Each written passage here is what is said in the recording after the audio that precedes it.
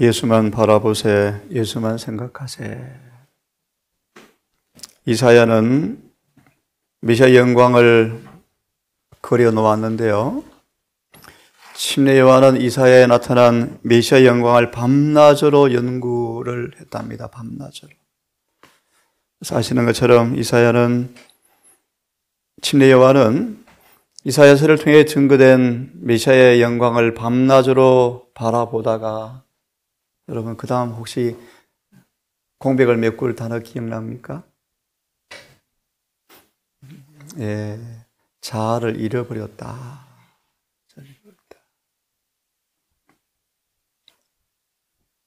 자아 무아 희생의 경지까지 도달했답니다.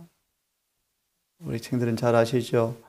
교육책에 보면 구약과 시작에 이기심의 때가 조금도 묻지 않은 두 사람을 샘플로 소개하는 사람 기억하죠?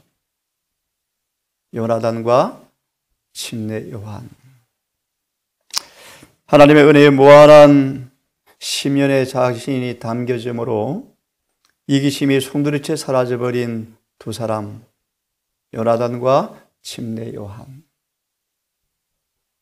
방금 기도한 것처럼 하나님의 율법은 거룩하라 거룩하라고 끊임없이 우리 마음속에 외치는 하나님의 메아리라.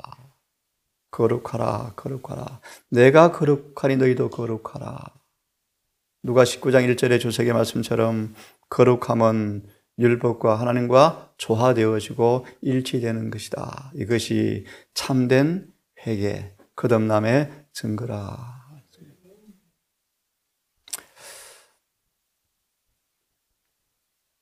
자신을 하나님의 지배하에 두고 겸손하게 그분의 지도와 인도를 받는 사람들은 하나님의 사건들이, 예정한 사건들이 착착 진행되는 것을 알 수 있을 것이다. 멸망에 가정한 것이 거룩한 곳에 서는 것을 보거든. 원문이 서는 것을 보거든. 진행이죠. 서는 것을 보거든. 예루살렘 성밖 수마일 밖에 로마의 군대의 깃발이 펄럭이는 것을 보거든. 신속히 산으로 도망가라. 다니엘 11장 41절 45절 여러분 언급한 것처럼 또 44절 같은 말씀. 동북에서 소문이 들려올 찰나, 큰 소리 외침이 시작될 점, 우리로 말하면 내 왕이 임하나니라는 말씀 앞에 이기심으로 눈이 가려워진 그들 앞에 볼 수 없는 예언의 성취를 주님께서 바라보시면서 많이 우셨잖아요. 은혜의 천사가 날개를 접는 장면을 주님께서 바라보시고 예루살렘이 영원히 밤이 오는, 멸망이 오는 장면을 바라보시면서 대성통곡하시는데, 여러분 다시 한번 기도처럼 하나님의 뜻이 무엇인지 분명하게 알지인데 너희의 거룩함이라. 거룩함을 적당히 이루어가 아니고 온전히 이루어, 온전히 거룩함을 이루어. 고고 7장 1절과 살전 5장 23절에 거룩함을 온전히 이루어라. 철저한 건강 개혁자가 되어서 몸의 성전을 잘 관리하고 영혼의 성전에 사단이 오물을 뿌리지 않도록 잘 관리해서 영과 육의 혼의 모든 문이 거룩하게 되도록 성령께 전적으로 협력하라고 촉구하십니다. 다시 한번 묻습니다. 여러분, 밤이 어떻게 되어갑니까? 밤이 어떻게 되어갑니까? 우리 앞에 이루어지지 않은 예언들은 몇 가지밖에 안 남았다. 몇 가지밖에 안 남았다. 예, 이 아침도 은혜 왕국에 대한 말씀을 조금 더 드리겠습니다. 은혜의 충만함을 갈망하라. 에베소 1장 3절과 10절까지 보시면 은혜의 영광이 얼마나 충만한지를, 특별히 골로새서 1장 25절 이하부터 보시면 이방인까지에도 얼마나 은혜가 풍성한지, 거듭 말하면 7 귀신 들렸던 마리아마저 은혜의 충만함이 얼마나 놀라운지 신의 성품에 참여시키는 그 은혜의 충만함을 갈망하라. 누룩과 같으니라 말씀 기억하시죠? 왜 선천적 후천적 성벽이 그대로 있는가? 에베소 4장 20절 22절로 기억합니다. 근본적인 변화가 일어나지 아니하니까 신앙의 이중성이 자꾸 드러난다. 죄가 뿌리째 뽑히지 않으니까 자꾸 환경이 달라지면 사람들이 이중성이 드러난다고 이야기하잖아. 이중성이. 우리 영혼이 은혜를 사모할 때 그들은 그분의 측량할 수 없는 부요. 여러분, 이것이 어떤 뜻인지 아십니까? 측량할 수 없는 부요. 아마 내 기억으로 골로새 2장 맞습니까? 네, 9절 10절요. 예수님 안에 있는 충만함, 이것이 측량할 수 없는 부요다. 예를 들면 오순절 다락방에 오순절 성령을 받은 모든 사람들은 예수님처럼 되었다.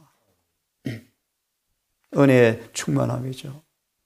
계시록 7장 2절 4절의 주석에 예수와 같은 품성을 지닌 사람에게만 인이 처질 것이다.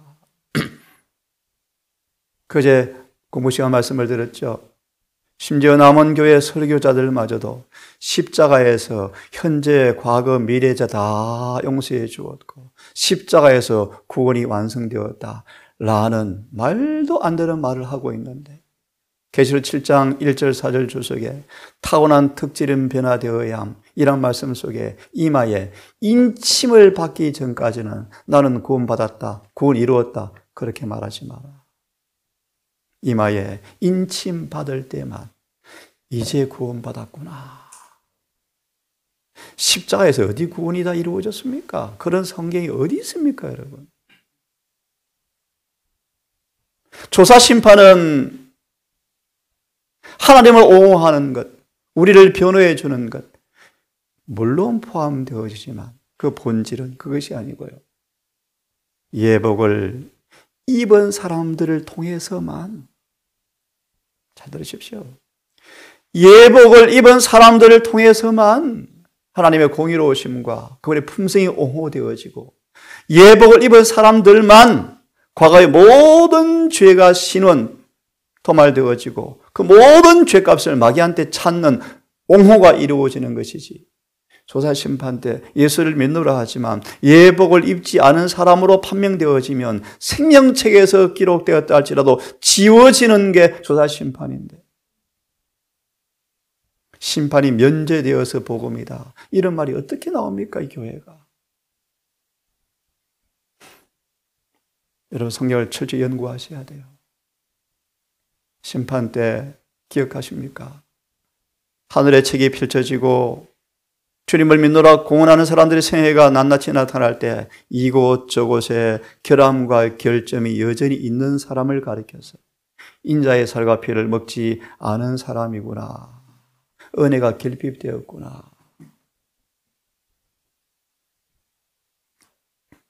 우리가 이 은혜의 부여를 생각하면서 온 마음으로 간구하면 그 은혜를 소유하게 될 것이요. 소유하게 될 것이요. 그 은혜는 점도 없고 흠도 없이 하나님 앞에 우리를 나타나게 해 주실 것이다. 여기 말씀이 나오네요. 왜 말씀을 믿노라 하지만 말과 정신과 품성에 있어서 전혀 변화가 아니고요. 얘기했죠. reformation. 나 조금 변화되었는데? 이렇게 해석하면 큰일 나고요. 이런 번역이 잘못된 거예요. 말과 정신과 품성이 율법과 조화되어지는 변화가 왜 없는가? 이렇게 번역해야 맞아요. 나 교회 40년 다녀서 이만큼 변했는데 아니요. 적당히 변하면 망합니다. reformation. 율법과 일치되는 변화가 왜 없는가? 왜 치고내가 오래 끄는가? 왜 주장이 세고 계획이 센가? 주장을 왜 굽히지 않는가? 그 사소한 문제 놓고 왜 자기 주장이 센가? 왜 반대의 마음이 기분이 나쁜가? 툭하면 이게 아니고요. 이것도 말하면 이런 분야도 문제가 많아요. 툭하면 성을 내는 사람 안 거든. 아니 세상 사람이죠. 왜 반대를 참지 못하고 성을 내는가? 모세처럼 본의 아니게 한 번에 짜증내도 죄인데 툭하면 성을 내면 안 믿는 사람보다 악한 사람이죠. 이런 번역이 문제가 되는 거예요. 왜 화를 못 참는가? 노기를 못 다스리는가? 세상 사람들에게서나 볼 수 있는 세상 사람들에게나 볼 수 있는 이기심, 급한 성미,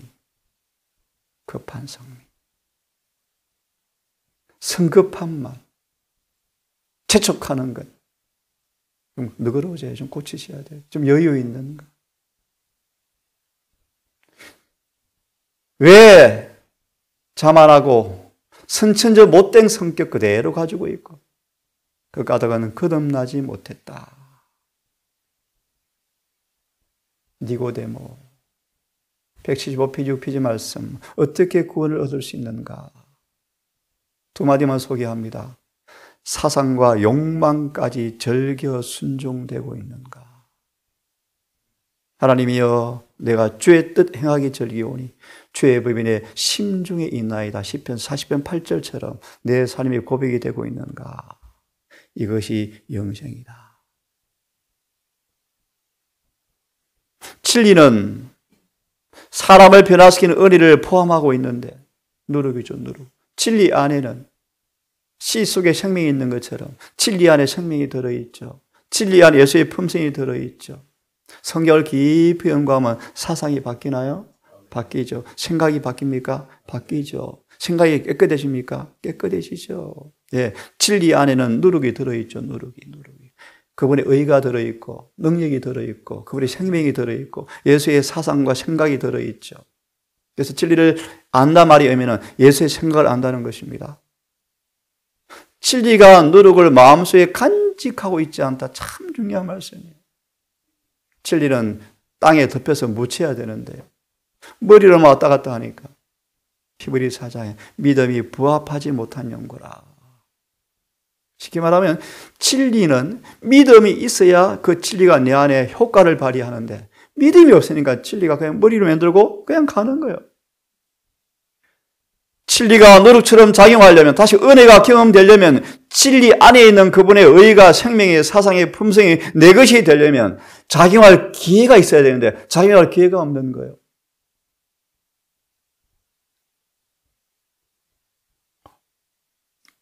그러므로 선천적, 후천적 납변 성벽이 진리의 누룩에 변화시키는 능력에 굴복되지 않았다. 그래서 한 분이 그렇게 말한답니다. 완전, 늦은 비의 책 보면 완전이란 뭔가 죄에 짓지 않고 사는 삶, 죄와 관계없는 삶, 사는 것이 가능하다 안 가능하다. 오케이. 근데 그 완전을 어떤 사람은 이렇게 표현한답니다.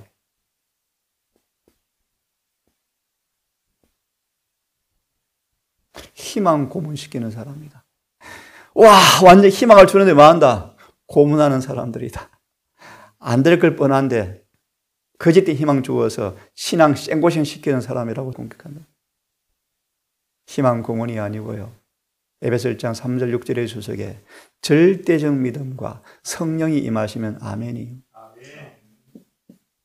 맞습니까? 내가 사내를 알지 못하는데 어찌 그것이 가능합니까?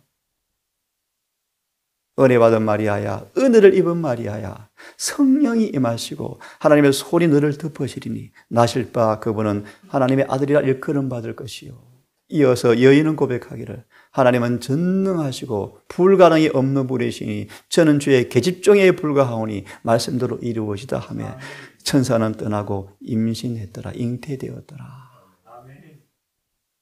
어떻게 처녀가 아이를 낳습니까? 하지만 절대적 믿음은요, 뭐가 수반되어지죠? 제가 어젯밤까지 데살로니가 전서 후서를 여러 번 읽고 있습니다. 여러분. 예. 절대적 믿음 앞에는요, 마귀의 전쟁이 반드시 옵니다.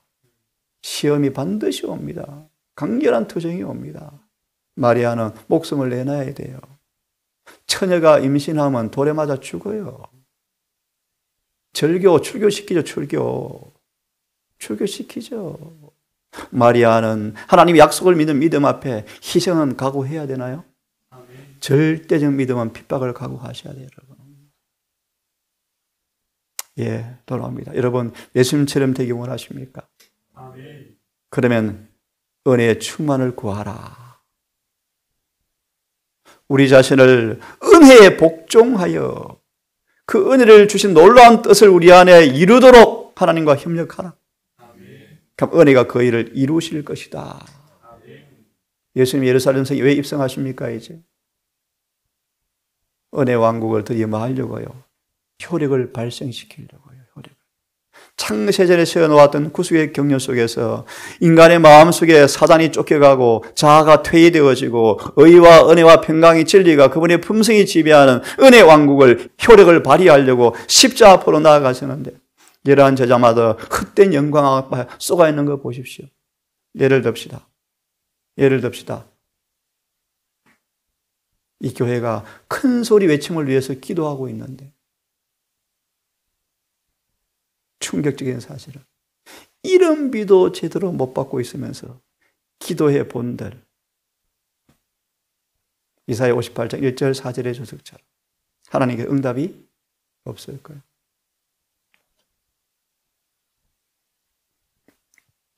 은혜가 우리를 예수님과 같이 되도록 만드실 것이며 은혜를 주신 분의 뜻과 소원을 성취하실 것이다. 구원은 은혜로 시작해서 은혜로 마칩니다. 그렇죠? 이른비의 은혜가 계속되어 충만해져서 늦은 은혜가 딱 채워지면 끝입니다. 우리 안에 예수의 의가 심겨지고 칭의 이른비를 통해서 날마다 의가 계속 자라서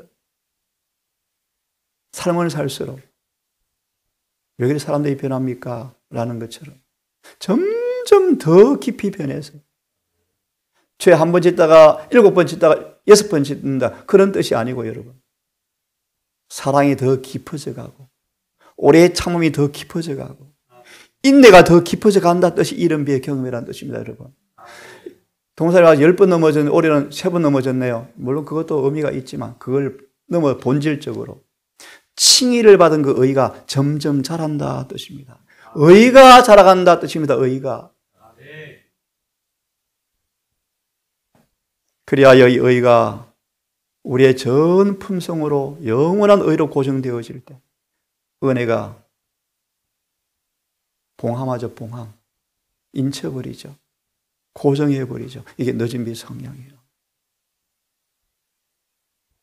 그러면 지금 이른비 은혜를 날마다 받으셔야 돼요. 왜 은혜를 주십니까?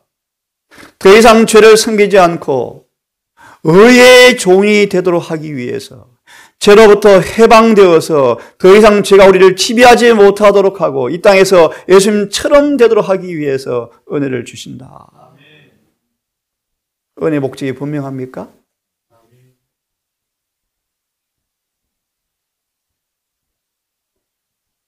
드디어 그러면서 장사한불량의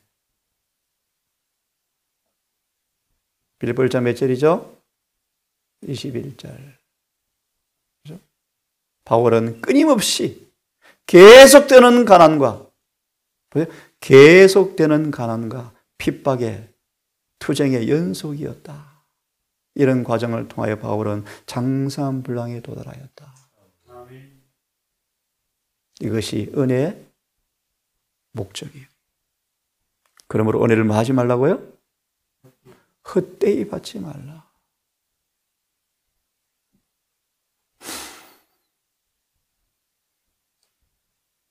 죄는 사망 안에서 우리를 지배했습니다.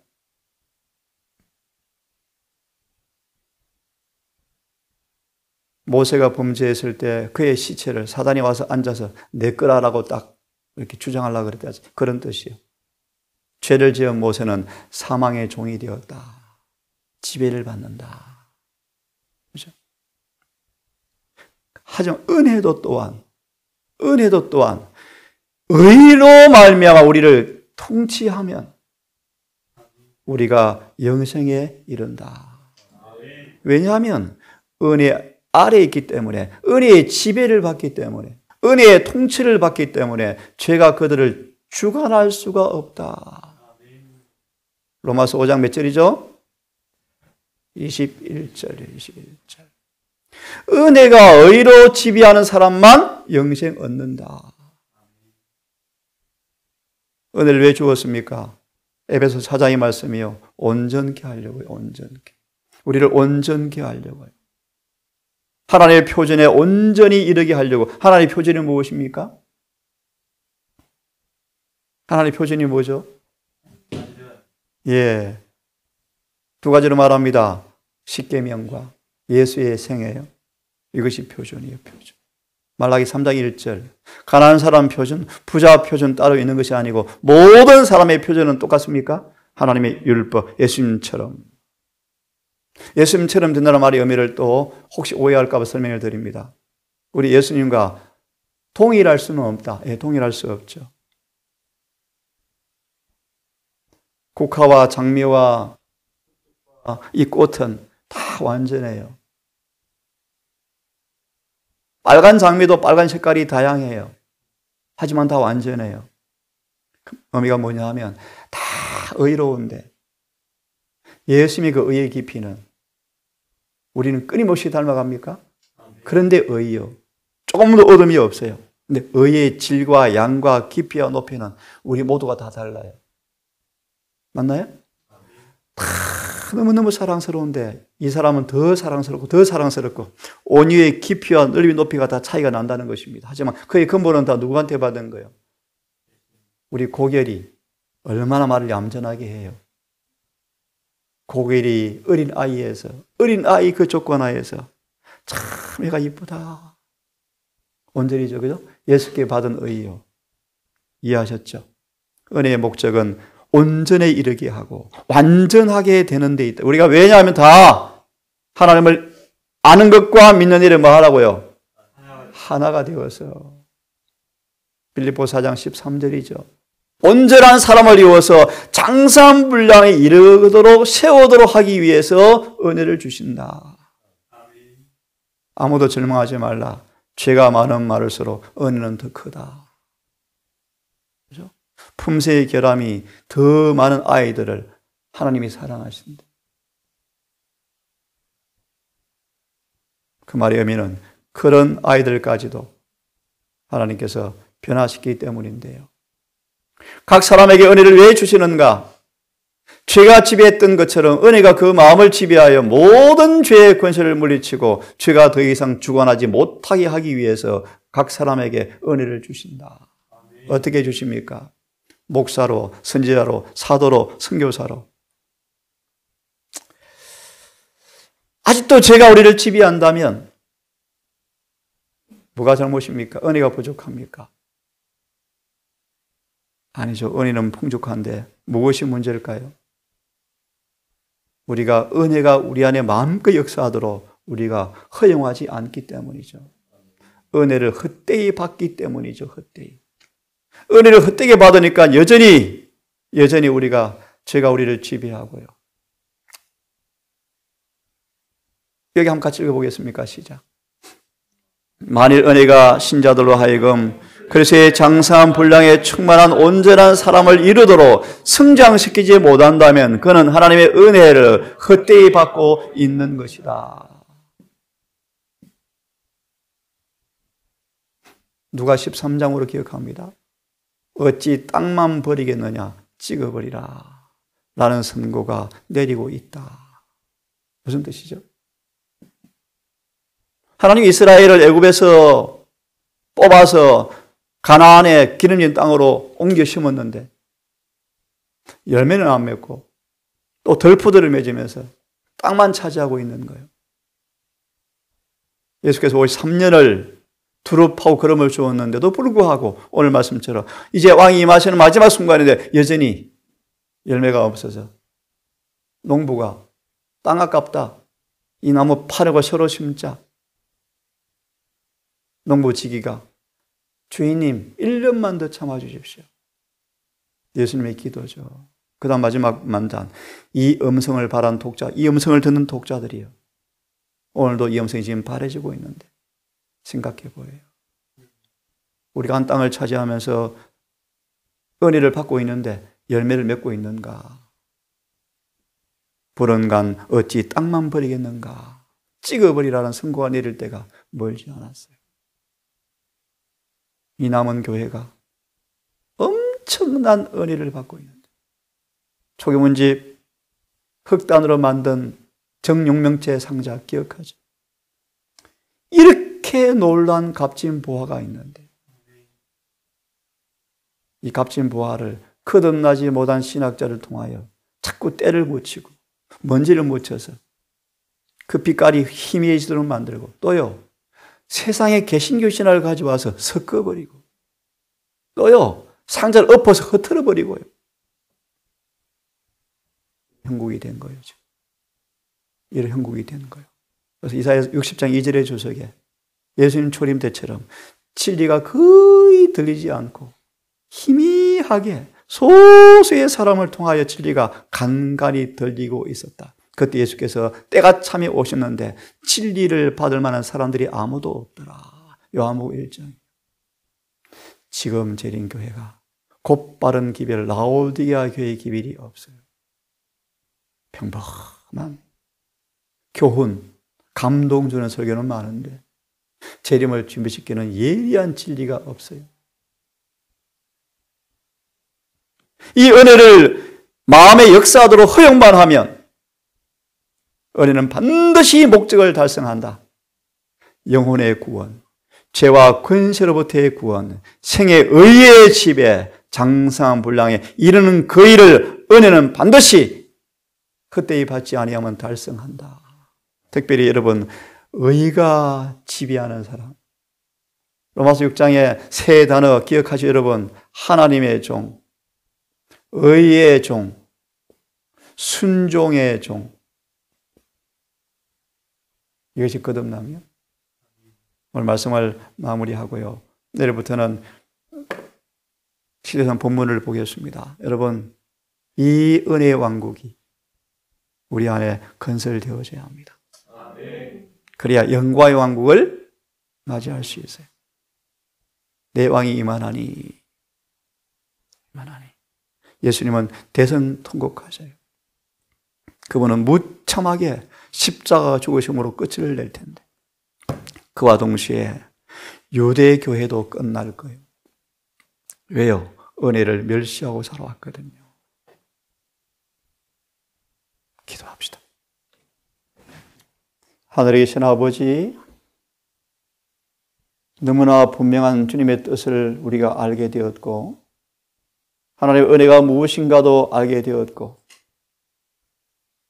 우리의 소위를 말씀의 거울 앞에 어떤 은혜가 결핍되었는지를 보게 되는 기회를 주시기를 기도하며, 얼마 남지 않은 마지막 은혜 시간들을 소중히 관리하여 때를 따라 돕는 은혜와 긍휼을 얻기 위해서 은혜의 보좌 앞에 나아가는 그 믿음의 열성과 경계와 끊임없는 간구와 열성을 식히지 않고 전심을 다하여 주님을 찾고 구하는, 그러므로 구하는 자에게, 목마른 자에게 값없이 돈 없이 은혜의 선물을 주는 하나님을 경험하며, 그 은혜가 얼마나 충만한지를 죄가 파괴되고 권세가 깨어지고 의의 종이 되어지고 장상불량으로 살아가는 그 경험이 우리 모든 가족들에게 응하는, 이루어지는 행복한 교회 되게 해 주시옵소서.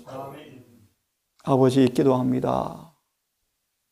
이 남은 교회를 기억하시고 사단의 마수가 곳곳에 뻗쳐서 유대교 역사를 반복시키는 이 마귀의 일들을 바라보며 탄식하며 우는 마음 있게 하시고, 특별히 말씀을 맡은 종으로 부름받은 사람들을 일깨워 오셔서 현대 진리가 가감없이 섞인 것 없이 행실과 정언의 말씀을 통하여 삶과 일치되는 기별을 통하여 증거되는 곳곳이 되게 하셔서 속히 이 사업이 마쳐지고 주님께서 이 세대에 재림하시기를 진심으로 원합니다.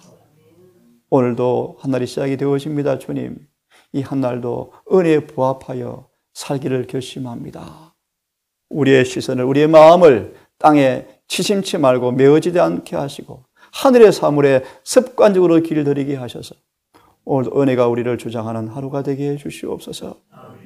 특별히 은혜의 청지기로 하나님의 사랑을 맛본 선교사로 오늘도 잠시 떠나는 주의 딸을 기억하셔서 이 사명을 망각하거나 잊지 말게 하시고 은혜를 헛되이 하지 않게 하시며 만나는 영혼들을 그가 고백한 것처럼 이 놀라운 진리를 전하는 선교사가 되게 하셨다가 기쁜 모습으로 영혼을 데리고 다시 와서 만날 수 있도록 인도하여 주시옵소서.